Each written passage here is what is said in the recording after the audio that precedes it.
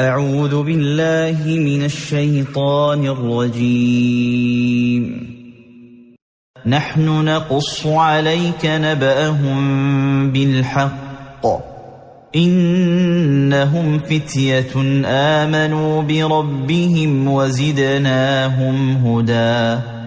وربطنا على قلوبهم إذ قاموا فقالوا ربنا رب السماوات والأرض لن ندعو من دونه إلها لقد قلنا إذا شططا هؤلاء قوم اتخذوا من دونه آلهة لولا يأتون عليهم بسلطان بين